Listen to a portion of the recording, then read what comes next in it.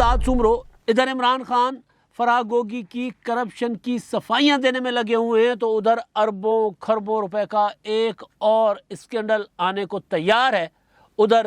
ایک سیاسی لیڈر پاکستان واپس آ چکے ہوئے ہیں لندن سے، اور دوسرے اپنی اہلیت کے ساتھ لندن سے واپس آنے کی تیاری کر رہے ہیں۔ اور مسلم لیگ قائد اعظم کس طرف جائے گی،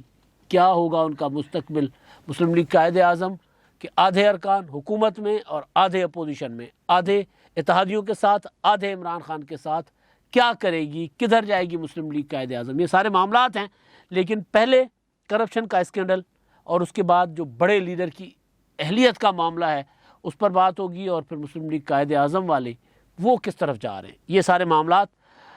جناب عمران خان صاحب نے انٹرویو دیا، وہ جو امپائر کو ساتھ ملا کر کھیلنے کی عادت ہے عمران خان صاحب کو، اپنے من پسند صحافیوں کو انٹرویوز دیتے ہیں، اپنے من پسند اینکرز کو انٹرویوز دیتے ہیں، جو پولے پولے میٹھے میٹھے ٹھنڈے ٹھنڈے سوال کریں، جو تعریف کریں، سوال کم کریں تعریف زیادہ کریں، بلکہ جو عمران خان صاحب کی کارکردگی نہیں ہوتی وہ کارکردگی عمران خان صاحب کو بتائیں کہ جی آپ نے یہ کارکردگی دکھائی ہے۔ اور وہ شہباز گل کی طرح عمران خان صاحب کے سامنے بیٹھ کر صحافی بن کر عمران خان سے سوال کریں۔ شہباز گل صاحب نے بھی امریکہ سے واپسی کے بعد پریس کانفرنس کی تھی آج، اور اس میں انہوں نے کہا کہ جی وہ ڈالر 175 روپے پر اور گھی آئل 400 روپے پر چھوڑ کر گئے تھے۔ یار مطلب بندہ بولتے ہوئے کوئی تھوڑی بہت ہوتی ہے نا انسان کے اندر، میں نہیں کہہ رہا، جس کو ہوتی ہے وہ سمجھ جائے گا کہ تھوڑی بہت ہوتی ہے۔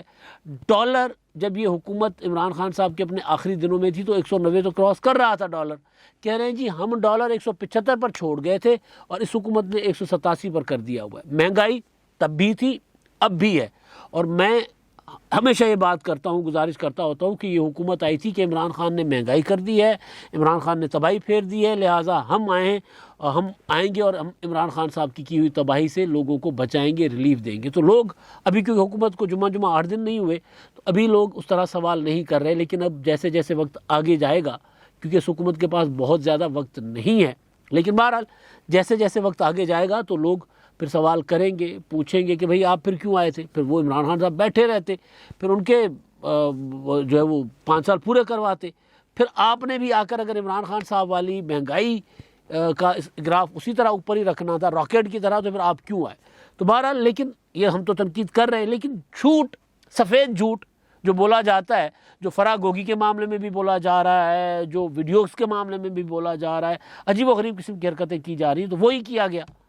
کہ وہ 175 پہ ہم ڈالر چھوڑ کر گئے تھے۔ 175 پہ ڈالر نہیں تھا عمران خان صاحب کے آخری دنوں میں، اور آخری دنوں میں تو یہ عالم تھا کہ غیر یقینی کی صورتحال تھی، اور اس وقت پھر ڈالر ظاہر ہے چھلانگ لگا کر 190 کو پہنچ گیا ہوا تھا۔ تو بہرحال اسکینڈلز ہیں، آئیں گے، کھلیں گے۔ ایک اسکینڈل جو عمران خان صاحب نے جو میں بات کر رہا تھا شہباز گل صاحب کی طرف چلا گیا کہ فراح گوگی کا اسکینڈل تھا۔ اب فراح گوگی کے اسکینڈلز پر جو سوال ارشد شریف صاحب کو جو عمران خان نے انٹرویو دیا، اس انٹرویو میں سوال ہوا، پھر وہی جو جواب تھا، پھر کوئی کاؤنٹر کوسچن نہیں تھا۔ فراح گوگی ویڈیو، یہ معاملات آج کل عمران خان صاحب کو اپنے جو ہے نا فکس میچ کر کے انٹرویو کرنے والے، ان ایسے صحافیوں کو انٹرویو دینے پر مجبور کر رہے ہیں جو کاؤنٹر کوسچن نہ کریں، پھر ان کے ساتھ سوال کرواتے ہیں۔ فراح گوگی کا سوال کرنا، میں جواب دے دوں گا، اس سے آگے بات نہیں کرنی، جو میں جواب دوں گا آپ چپ رہو گے تو لوگ سمجھیں گے کہ جی عمران خان نے بڑے صحافی کو چپ کروا دی۔ تو فراح گوگی پر سوال ہوا، اور فراح گوگی پر عمران خان صاحب کہہ رہے ہیں فراح خان پر کہ جی دیکھیں وہ ان پر نیب کا مقدمہ بنتا ہی نہیں ہے۔ جی کیوں نہیں بنتا؟ اس لیے نہیں بنتا کہ وہ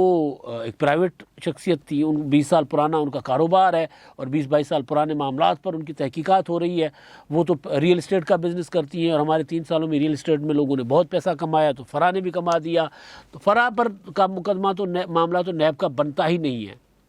اور یہ معاملہ بنتا ہے FBR کا۔ یعنی جس طرح عمران خان صاحب کی ہمشیرہ علیمہ خان کا معاملہ بنا تھا، جس طرح ان کی پراپرٹیز باہر نکلی تھی اور انہوں نے وہ شو نہیں کی ہوئی تھی، تو پھر معاملہ آیا تو ثاقب نثار صاحب نے کہا کہ جی یہ معاملہ جو ہے یہ بنتا ہے FBR کا، اور FBR نے جرمانہ دے کر کر دیا تھا، معاملہ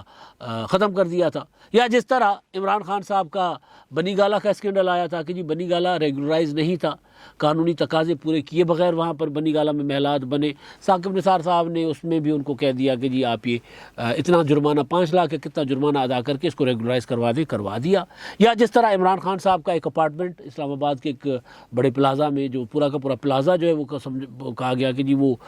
ایک طرف نسلا ٹاور گرا رہی تھی عدالتیں، بعد میں گرایا، لیکن اس سے پہلے عمران خان صاحب کے لیے وہ بھی رعایت دے دی گئی کہ جہاں عمران خان صاحب کے اپارٹمنٹس ہیں وہ والے پلازے کو بھی ریگولرائز کر دو بھائی، کر دو. یہ ریگولرائز نسلا ٹاور کو کیا جا سکتا تھا، لیکن بہرحال جسٹس گلزار صاحب کو اللہ ان کو کوئی کسی تکلیف مصیبت سے بچائے، لیکن ان کو بددعائیں بڑی لگی ان لوگوں کی جنہوں نے پائی جوڑ کر نسلا ٹاور میں یا جہاں مکانات بنائے تھے اور وہاں انہوں نے توڑوائے. تو بہرحال تو عمران خان صاحب نیا احتساب کا ایک بتا رہے تھے کہ جی نہیں فرح گوگی کو تو وہ تو لاڈلی ہے، لہٰذا فرح گوگی کا احتساب نہیں ہوگا، اس کو FBR جرمانہ کر دے. بھائی یہ چیز جو آخری نیب کے ساتھ جو لڑائی ہوئی ہے سابق ڈپٹی چیئرمین سینٹ کی سلیم مانڈوی والا کی، وہ یہی تھی کہ بھائی آپ پرائیویٹ لوگوں کو، آپ صنعت کاروں کو بلا لیتے ہیں نیب والے، چلیں بیوروکریٹ یا سیاستدان تو ٹھیک ہے کسی نہ کسی سرکاری آفس پہ رہے ہیں، ان کو آپ بلا لیں. یہ جو لوگ پراپرٹی کا کاروبار کر رہے ہیں اس کو آپ بلا لیتے. تو اس وقت عمران خان صاحب نیب کے ساتھ کھڑے ہوئے تھے. اب عمران خان صاحب کو یاد آ گیا کہ نہیں دیکھیں پرائیویٹ کاروبار کرنے والے نیب کے اس میں نہیں آتے نیب کے قوانین کے تحت. تو ہم پہلے بھی کہتے تھے نہیں آتے بھائی. آصف زرداری نے تو شروع میں کہہ دیا تھا کہ نیب اور معیشت ساتھ نہیں چل سکتے. اس کے پیچھے مطلب یہی تھا کہ بھائی جب یہ کاروباری لوگوں کو اٹھائیں گے، انور مجید کو اٹھائیں گے، وہ جو لوائی تھا وہ اشفاق لوائی یا سم تھنگ مشتاق لوائی ان کو اٹھائیں گے، یہاں سے آج چیمہ کو اٹھا لیں گے، وہ جو سابق اپنا نواز شریف صاحب کے پرنسپل سیکریٹری تھے فواد حسن ان کو اٹھا لیں گے، تو بیوروکریسی کو اٹھائیں گے، تاجروں کو اٹھائیں گے، تو کاروبار نہیں چلے گا. آج عمران خان صاحب کو جب ان کے گھر پر نیب جو ہے کھرا لے کر آ گیا اور وہاں پر پہنچا تو عمران خان صاحب کو لگا کہ نہیں یار یہ نیب کے اس میں پریویو میں نہیں آتا. اب مسئلہ یہ ہے نیب کی حدود اس میں نہیں آتا اختیار میں. اب مسئلہ یہ ادارہ اختیار میں، اب مسئلہ یہ ہے کہ عمران خان صاحب جو ہیں وہ ان کو پتہ ہے کہ فرح گوگی جو ہیں ان کے پاس ان کے خلاف بہت کچھ ہے. اگر نیب نے یا کسی بھی پاکستانی ادارے نے جرمانے کے بغیر، یعنی ایک تو جرمانہ ہوتا ہے نا، جرمانہ دے کر جان چھوڑ دو، لیکن اگر انویسٹیگیشن کے دائرے میں فرح گوگی آ گئیں تو پھر معاملہ بشرا بیگم پر جائے گا، بشرا بیگم پر جائے گا تو عمران خان صاحب پر جائے گا. تو عمران خان صاحب جو اپنے آپ کو کہتے ہیں صادق اور امین، انہوں نے جو ایک اپنا ہوا بنایا ہوا ہے کہ جی میں ایماندار آدمی ہوں، جس کے لیے PTI والے کہتے ہیں یا ان کے فالوور کہتے ہیں بندہ ایماندار ہے. اگر ان کی کوئی ویڈیوز ہیں تو کیا ہوا، بندہ ایماندار ہے. اگر ان کو حکومت کرنی نہیں آتی تو کیا ہوا، بندہ ایماندار ہے. اگر اس نے ملک کا بیڑا غرق کر دیا تو کیا ہوا، بندہ ایماندار ہے. یہ بیانیہ ہے نا پورا کا پورا. تو وہ بیانیہ فرح گوگی کی تحقیقات جب ہوں گی تو وہ کھل کر سامنے آ جائے گا، وہ جو پاش ہو جائے گا عمران خان صاحب کا جو ایک ہے وہ بنایا ہوا ہوا بنا ہوا ہے وہ ختم ہو جائے گا. تو اس لیے عمران خان صاحب اب جو انٹرویو دے رہے ہیں، فرینڈلی انٹرویو دے رہے ہیں، وہ اسی وجہ سے دے رہے ہیں کہ وہ بار بار یہ پروپیگنڈا کریں، قوم کو بتائیں کہ فرح گوگی بے قصور ہے، فرح گوگی بے قصور ہے. اب فرح گوگی کا معاملہ جب میں دیکھ رہا تھا تو ہمارے ایک سینئر جرنلسٹ نے لاہور کے آصف چودھری صاحب، وہ ایک اور اسکینڈل لے کر سامنے آ گئے. وہ اسکینڈل وہ ہے جس کی نشاندہی میں پہلے دن سے کرتا آ رہا ہوں، صحت کارڈ. آپ کو یاد ہوگا کہ جب عمران خان صاحب صحت کارڈ لا رہے تھے، جس طریقے کا صحت کارڈ آ رہا تھا اس وقت ہی میں کہہ رہا، جب KPK میں عمران خان صاحب کہتے تھے کہ یہ صحت کارڈ جو ہے یہ انقلابی قدم ہے، میں کہتا تھا انقلابی قدم نہیں ہے، یہ پاکستان کی تاریخ کا سب سے بڑا مالی گھوٹالہ ثابت ہوگا. لوگ بھول جائیں گے کہ کرپشن ہوتی کیا ہے. یہ کرپشن کا، میں کہتا تھا کہ کرپشن اس کے اندر اس کی ماں ہوگا، مدر آف آل کرپشنس ہوگا. میں یہ گزارش کرتا ہوتا تھا. اس کے پیچھے لاجک سیدھی سی تھی کہ آپ سرکار کا پیسہ پرائیویٹ ہاسپٹلس والوں کو دے رہے ہیں، اور پرائیویٹ ہاسپٹلس جو ہوتے ہیں وہ مافیاز کے طور پہ آپریٹ کرتے ہیں. وہ میتیں رکھ لیتے ہیں، وہ انسان مر چکا ہوتا ہے اور اس کے اوپر بل بنائی جاتے ہیں کہ جی آج اس کا یہ اسکین ہو گیا، آج اس کا یہ ٹیسٹ ہوا ہے، آج اس کا یہ ہوا ہے. تو ایک بندہ 4 دن پہلے مرا ہوتا ہے، مزید 4 دن اس کو رکھ کر لاکھوں روپے کے بل بنا دیتے ہیں. یہ کوئی ڈھکی چھپی بات نہیں ہے. انڈیا میں تو اس پہ وہ میرا خیال ہے گبر ریٹرن جو ہے یا گبر از بیک، وہ فلم بنی ہوئی اکشے کمار کی، اور وہ فلم کوئی جھوٹی نہیں بنی ہوئی. میں نے گزارش کی کہ میرا اپنے ساتھ ایک چھوٹا سا واقعہ ہوا ہے اپنے ساتھ. وہ یعنی وہ جو ڈاکٹر تھا وہ باہر کا تھا, اس نے اگر مجھے بتایا کہ جی آپ یہاں سے فارغ ہو جائیں, بہتر یہ ہے کیونکہ آپ کو بل پڑ رہا ہے. تو مجھے ایک تھوڑا سا ذاتی ایکسپیرینس تھا, لیکن باقی جو لوگ جو پرائیویٹ ہاسپٹلس میں جائیں تو وہاں جائیں تو آپ کو پتہ چلتا ہے کہ یار آپ کا کام جو ہے وہ 200 روپے کا ہے اور آپ کے 2 لاکھ روپے کے بل بن جاتے ہیں. تو اس وقت سے مجھے یہ بات مطلب ایک کامن سینس ہوتی ہے انسان کی, مجھے لگا کہ یار یہ 10 لاکھ روپے جو ہیں یہ لوگوں کا علاج نہیں ہوگا, لیکن پرائیویٹ ہاسپٹلس یہ لوگوں سے سرکار سے پیسہ لے اڑیں گے. سونے پہ سہاگا یہ کپتان صاحب یہ کیا کر رہے تھے کہ جی صحت کارڈ سرکار پیسہ دے گی, لوگوں کا علاج ہوگا, اور سرکار زمین دے گی تاکہ پرائیویٹ ہسپتال بنیں گے. او بھائی یہ سارے وسائل سرکاری ہسپتالوں پر کیوں نہیں لگا رہے تھے آپ لوگ؟ کیونکہ پیچھے کوئی نہ کوئی تھا. پیچھے کیوں خیبر پختونخوا میں کہا جا رہا تھا کہ عمران خان صاحب کے کزن تھے صحت کے معاملے پر, وہ تھے, پتہ نہیں وہ پاکستان میں ہیں کہ چلے گئے ہوئے وہ. تو عمران خان صاحب پراپر ایک آپریٹ کر رہے ہوتے تھے ایک مافیا کی طرز پر, ایماندار ایماندار ایماندار. میں کبھی بھی یہ بات ماننے کو تیار نہیں ہوں کہ عمران خان صاحب مالی طور پر ایماندار آدمی ہیں. عمران خان صاحب پیسے کے پیچھے وہ طریقے سے, ہر کسی کا اپنا اپنا طریقہ ہوتا ہے. تو بہرحال اب سوال ہے صحت کارڈ کا. آصف چودھری صاحب, انہوں نے کیونکہ وہ ڈان اخبار میں ہوتے ہیں اور انتہائی کریڈیبل رپورٹر ہیں, اور وہ ایسی ویسی بات کچی بات نہیں کرتے, اس لیے میں ان کو کوٹ کر رہا ہوں. انہوں نے ٹویٹ کیا ہوا ہے, اسکرین پر چل بھی رہے ہیں, آپ یہ سن لیں جی. کہتے ہیں صحت کارڈ جہاں ایک نعمت ہے وہاں پرائیویٹ ہسپتالوں کے لیے قارون کا خزانہ بن گیا ہے. لاہور کے نہر, اب نہر والے ہسپتال لاہور میں جو رہتے ہیں سب کو پتہ ہے کس کی طرف اشارہ کر رہے ہیں, کیونکہ انہوں نے نام نہیں لیا لہٰذا میں بھی نہیں لے رہا. ڈیفینس, اب سب کو پتہ ہے کہ ڈیفینس میں کون سا 5 اسٹار ہاسپٹل ہے. فیروز پور روڈ, سب کو پتہ ہے فیروز پور روڈ پر کون سا ہاسپٹل ہے. فیروز پور روڈ کے اس ہسپتال میں ہمارے دوست کی اہلیہ ہماری بھابھی ایڈمٹ تھی, اور وہاں پر صرف انجیکشن لگانے کا 2000 روپیہ چارج کیا جاتا تھا, صرف انجیکشن لگانے کا 2000 روپیہ. اور جیل روڈ پر واقع 5 ایلیٹ کلاس کے پرائیویٹ ہسپتال, یہ جیل روڈ پر جس ہسپتال کا کہہ رہے ہیں یہاں سے میں خود ڈسا ہوں. پرائیویٹ ہسپتال بچر خانہ یعنی کساب خانہ, اور ڈاکٹر کسائی بن چکے ہوئے ہیں. 20 سالہ صحافتی کیریئر میں اتنی لوٹ مار نہیں دیکھی. ایک مثال کے لیے یہ کہہ کر, ایک مثال, نہر پر واقع ایک ہسپتال نے چند روز میں 4 معصوم بچوں کے 40 سالہ باپ کا علاج اس وقت روک کر ڈسچارج کر دیا جب کارڈ میں موجود 10 لاکھ روپے کی رقم ختم ہو گئی. انسانیت اسی لمحے دم توڑ گئی جب تکلیف میں کراتا مریض بری حالت میں سرکاری جناح ہسپتال میں باقی ماندہ علاج کے لیے یہ کہہ کر بھیج دیا گیا کہ اگر 20,000 روپے روز کا دے سکتے ہو تو ٹھیک, ورنہ کارڈ میں رقم ختم ہو گئی ہے. یہ سینکڑوں مریضوں میں سے ایک ہے جن کے ہیلتھ کارڈ پر ڈکیتی کی گئی ہے, اور مریضوں کو ان کے کارڈز خالی کر کے سرکاری ہسپتالوں میں بھیجا جا رہا ہے. اب وہ آگے چل کر لکھتے ہیں کہ وزیر اعظم سے کہتا ہوں کہ پہلے آپ ان 5 پرائیویٹ ہسپتالوں کے خلاف تحقیقات کا آغاز کریں کہ اب تک کتنے مریضوں کے صحت کارڈز خالی کر کے انہیں نامکمل علاج پر ڈسچارج کر چکے, اور یہ بھی کہ کون سا علاج ہے جو 10 لاکھ روپے میں بھی مکمل نہیں ہو رہا. یہ بہت بڑا ہیلتھ اسکینڈل ہے. بھائی جان, میں یہی گزارش کرتا آ رہا تھا, شروع سے یہی گزارش کر رہا تھا کہ یہ پرائیویٹ ہسپتالوں کے لیے چاندی ہے, چاندی. ان سے پوچھ کوئی نہیں سکتا, وہ مافیاز کے طور پہ آپریٹ کرتے ہیں. ان کے پاس یہ کارڈ جائے گا, ایک مریض کا ایکس رے کرنا ہوگا, اس ایکس رے پر بھی 1000 روپے چارج کر لیں گے. وہ ایک مریض کا بلڈ ٹیسٹ ہوگا جو 20, 25, 30 روپے, 40 روپے, 100 روپے, 200 روپے کا ہوگا, اس پر 1000 روپے چارج کر لیں گے, اور وہ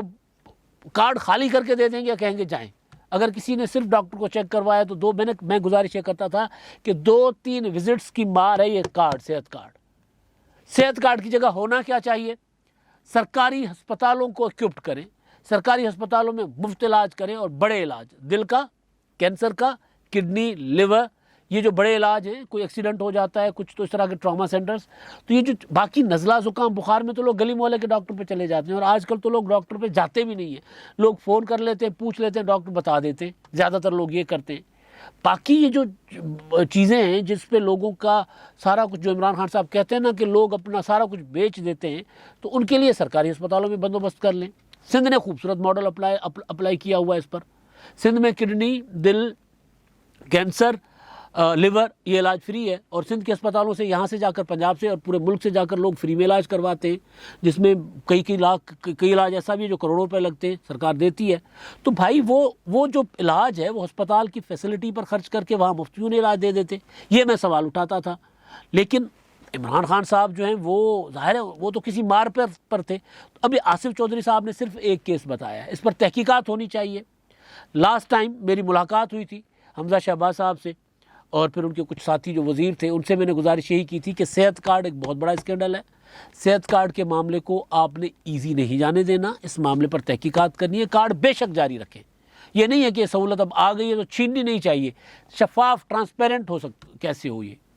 یہ سب سے بڑا سوال ہے، اور نہیں ہو سکتا یہ ٹرانسپیرنٹ۔ اگر ٹرانسپیرنٹ نہیں ہو سکتا تو جو مریض سرکاری اسپتال میں آتا ہے اس کا فری علاج ہو، کیوں نہیں ہو سکتا فری علاج؟ سرکاری اسپتال کیوں نہیں بن سکتے؟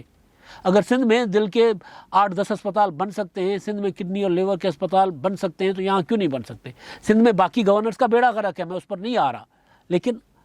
صحت اور خاص طور پر جو بڑے مسائل ہیں جس پر لوگوں کا سارا کچھ لٹ جاتا ہے، جو وہ فری ہے، تو یہاں پر بھی کریں، پورے ملک میں کریں۔ وہ جو عمران خان صاحب کہتے تھے نا سندھ میں صحت کارڈ نہیں دے رہے، اس وقت بھی میں کہتا تھا کہ بھائی وہاں صحت کارڈ کی ضرورت اس لیے نہیں ہے کہ وہاں جو بڑا علاج ہے وہ لوگوں کا فری ہو رہا ہے، بڑے مطلب امراض ہیں جس میں لاکھوں روپے لگتے ہیں۔ تو یہ اسکینڈل ہے۔ عمران خان صاحب کون سے اسکینڈل سے اپنے آپ کو بچانے کے لیے انٹرویوز دیں گے، یہ سب سے بڑا سوال ہے۔ اب اگلی چیز میرا خیال ہے مسلم لیگ قائد اعظم پر میں آتا ہوں، پھر وہ جو لیڈر کی اہلیت والا معاملہ ہے اس پر بعد میں۔ عید پر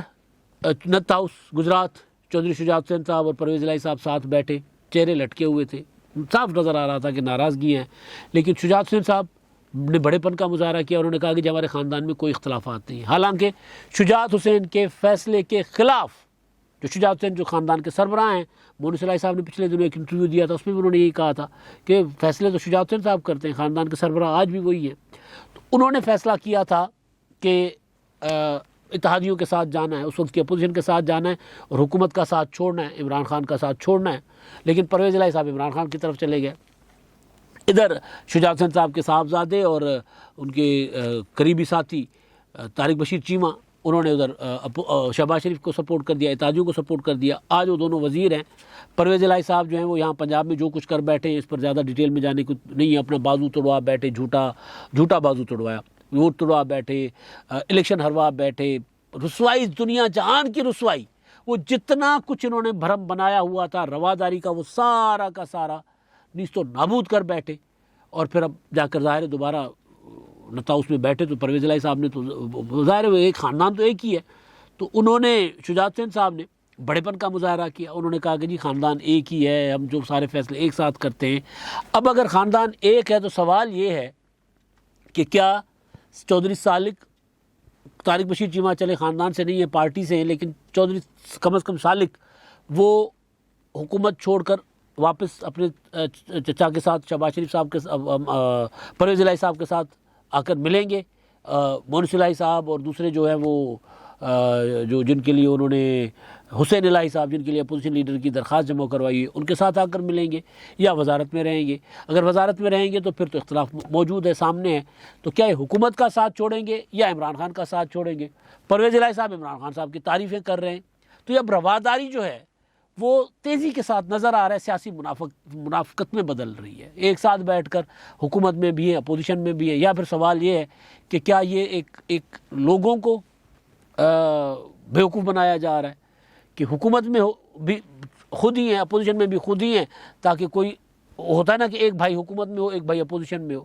یا اپوزیشن میں بھی تعلقات حکومت میں بھی تعلقات، یا کچھ اس طرح کا کیا جا رہا ہے۔ مجھے نہیں لگ رہا جس نہج پر معاملات چلے گئے ہوئے ہیں، جس نہج پر پرویز الہی صاحب چلے گئے ہوئے ہیں کہ یہ کوئی ڈرامہ ہے۔ یہ ہاں یہ ضرور ہے کہ ساتھ بیٹھ کر لوگوں کو یہ میسج دے رہے ہیں کہ ہم ایک ہیں، ہم وہ ایک نہیں ہیں اندر سے۔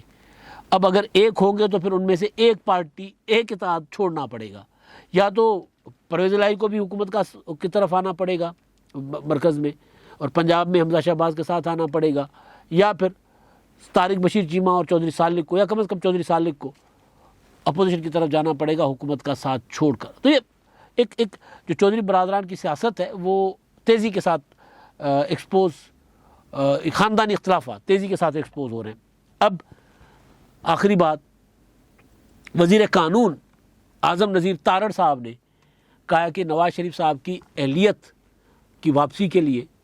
بندوبست کیا جا رہا ہے، سوچا جا رہا ہے، راستہ نکالا جا رہا ہے کہ ان کو، کیونکہ وزیر قانون ہے اور راستہ نکل سکتا ہے، راستہ تو پارلیمنٹ ہے، پارلیمنٹ اگر وہ قانون بنا دے کہ جو سزا تھی وہ سزا